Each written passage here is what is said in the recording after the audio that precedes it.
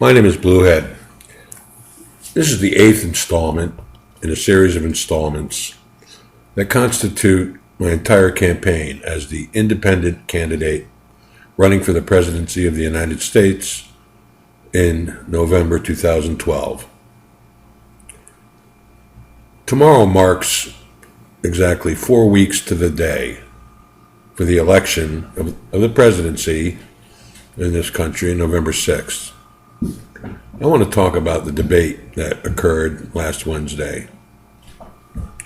I think the most important point made, and this is my independent perspective on the outcome, but more importantly, my independent perspective on the content.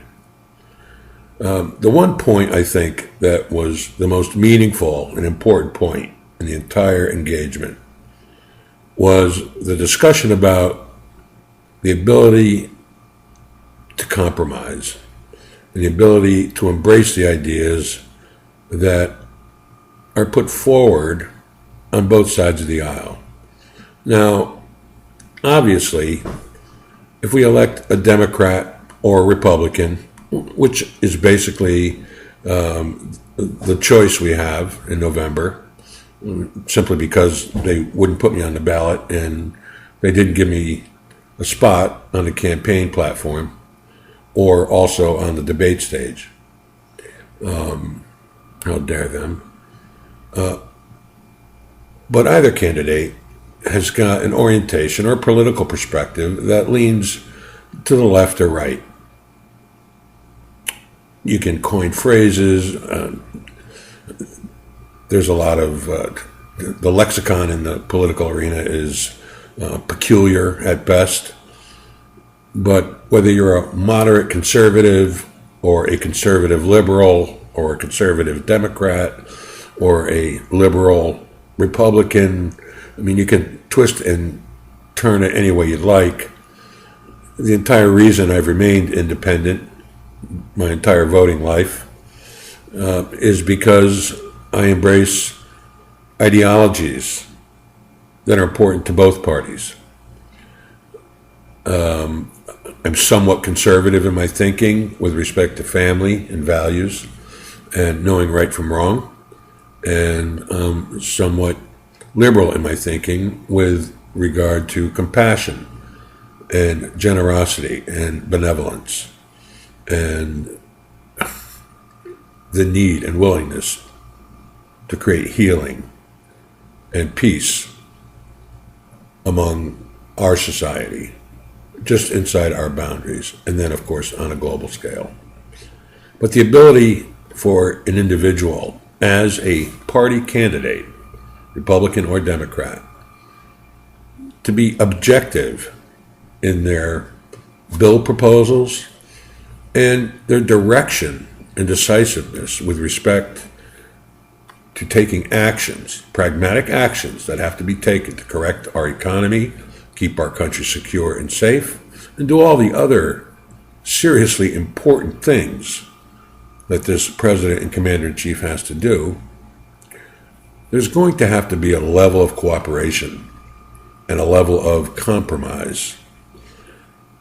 Based on what I've seen in the last 3.5 years with the current administration, the Obama administration, I would call President Obama, respectful as I am of his position, a hardliner. He basically creates his perspective and his ideology, and it's either his way or no way at all.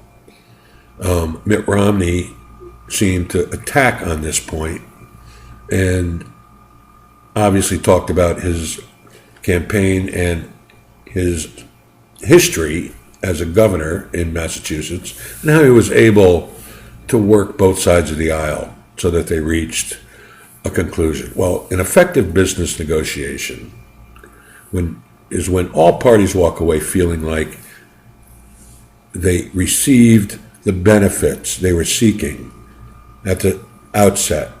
And at the end state of that negotiation, everyone walked away with what they needed. Well, How can a party-specific candidate not defer heavily to his own party's perspective? That's why an independent should be the commander-in-chief and the president of the United States. An independent that embraces concepts and ideologies from both sides of the political aisle. The political lexicon, again, is confusing and, again, peculiar.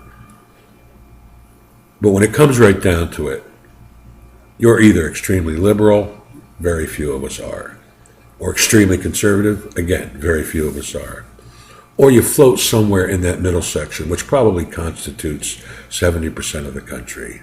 The extremists on both sides are probably a small percentage. I don't have numbers in front of me, or a teleprompter for that matter, but those numbers are not large. But I want to give you some food for thought. The BlueHead administration is completely party neutral. We are 100% American, and whatever's best for the American people. And that's with the deepest of sincerity.